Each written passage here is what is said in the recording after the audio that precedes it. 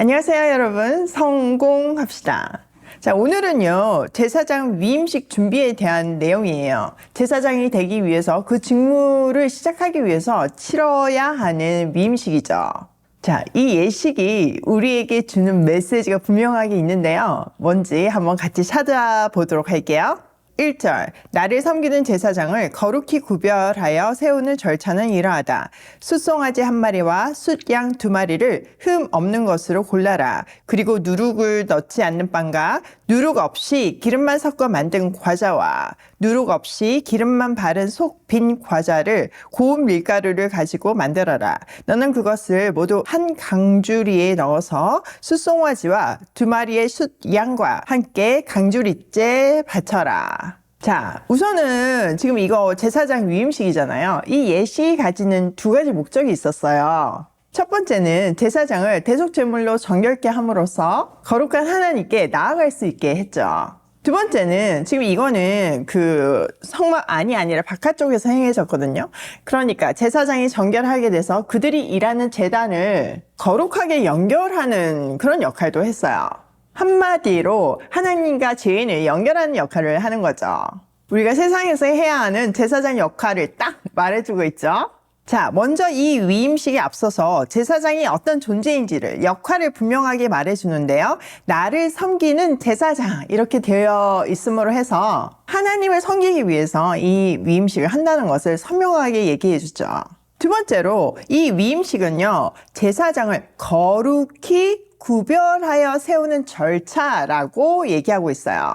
이 절차를 통해서 제사장은 거룩하게 구별되는 거죠. 이 위임식에서는요, 흠없는 숫송아지 1마리와 숫양 2마리를 제물로 바쳐야 한대요. 또 예식에 필요한 빵이 있는데 이거는 누룩이 들어가면 안 된대요. 누룩이 성경에서 죄를 상징하잖아요.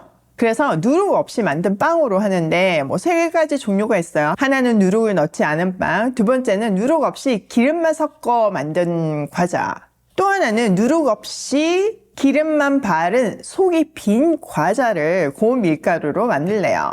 각각의 의미는 다 알 수는 없지만 이런 형식이 있었다는 것은 우리가 알 수 있죠.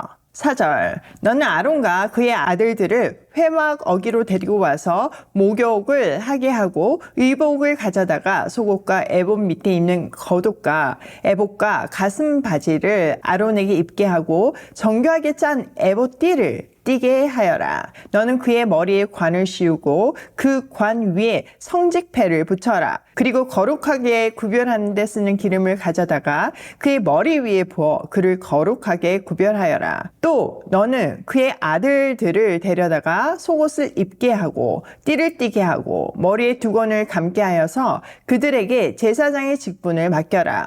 그리하여 이것이 영원한 규례가 되게 하여라. 너는 이러한 방식으로 아론과 그의 아들들에게 일을 맡겨라. 자, 예물을 준비한 다음에 아론과 그의 아들들을 회막 바깥쪽, 회막 문에서 목욕을 하라고 말하고 있어요. 정결케 하는 거죠. 이렇게 임직식이 있기 전에 자기를 한 번 더 정결하는 그런 것이 회막 문 밖, 그 시작 거룩한 장소로 들어가기 전에 행해졌던 거죠. 그 이후에 아론은요, 그리스도를 여러 방식으로 상징하고 있는 대제사장 예복을 입고 거룩한 관을 썼어요. 거기는 정확하게 하나님의 성직자라는 명패가 붙어 있잖아요. 그런 정체성을 가지고 이 일을 하라는 거죠. 그렇게 구별된 대제사장은 머리에 기름을 부었어요. 그의 아들, 그러니까 대제사장이 아닌 일반 제사장들도 제사장 의복을 갖추었죠. 이렇게 해서 아론과 그의 후손들은 이스라엘에서 영원한 제사장 직분을 받게 되었어요. 자, 여기서 굉장히 중요한 포인트는요. 이 예식을 통해서 그들은 거룩하게 되었어요. 자, 거룩이 성경에서 얘기하는 의미가 무엇일까요? 제가 여러 번 말씀드렸죠. 네, 맞아요. 세상과 구별되고 하나님과 하나 되는 것이에요. 그래서 그것을 상징하기 위해서 그들은 이 예복을 입고 관을 썼죠. 근데 우리도 왕같은 제사장들이잖아요. 그럼 우리도 예복을 입고 있는 거죠. 어떤 예복일까요? 맞아요. 그리스도를 옷 입었어요, 우리는. 갈라디아서에서 말해주고 있잖아요. 그렇기 때문에 딱 한눈에 봐도 이들이 제사장인 것 같이 보였던 것처럼 우리의 삶에서 그리스도가 한눈에 보여야 하는 거죠. 내가 크리스찬인 것이 말하지 않아도 딱 보여야 되는 것이 정상인 거죠. 그게 가능한 것이 그리스도를 옷 입었기 때문이에요. 이 제사장들과 마찬가지로 우리는 그리스도로 거룩한 옷을 입었기 때문에 거룩해져야 돼요. 거룩은 뭐라고요? 네, 같이 한번 얘기해 볼까요? 세상과 구별되고 하나님과 하나 되는 것이에요. 자, 이렇게 거룩해지기 위해서는 반드시 제물이 필요했는데요. 자, 10절 한번 볼게요. 숫소를 회막 앞으로 끌어다가 아론과 그의 아들들이 그 숫소의 머리에 두 손을 얹게 한 다음에 회막 어기 주 앞에서 그 숫소를 잡아라. 그리고 그 숫소의 피를 받아다가 너의 손가락으로 제단의 뿔에 바르고 나머지 피는 모두 제단 밑에 부어라. 내장을 덮는 모든 기름기와 간에 붙은 기름 덩어리와 두 콩팥과 거기에 붙은 기름기를 떼어내어 제단 위에서 살라 바쳐라. 숫소의 고기와 가죽과 똥은 진 바깥에서 불에 태워라. 이것이 바로 속죄의 제사이다. 자, 앞에 보니까 숫송아지하고 숫양이 있었잖아요. 근데 숫송아지의 역할은 속죄 제물로 드려지는 것이었어요. 자, 이 제물로 드려지는 숫송아지는 먼저 안수를 하고 해막 문에서 잡아서 기름 모두 태워지고 피는 제단의 뿔에 발라졌어요. 고기와 가죽과 똥도 진 밖에서 태워졌죠. 자, 여기에 보면 좀 특이한 것이 먼저 그 제물에 안수를 하잖아요. 이 안수하는 의미가 무엇일까요? 맞아요. 그 희생 제물과 예배자를 동일시하는 의미예요. 예배자가 지은 죄가 많잖아요. 그것을 희생 제물에 전가시킴으로 해서 그 죄의 값으로 죽음이 행해지는 거죠. 그러니까 죄의 값이 희생을 통해서 죽음을 통해서 치러지는 거예요. 이렇게 속죄제는요, 죄의 흔적을 지우는 기능을 했어요.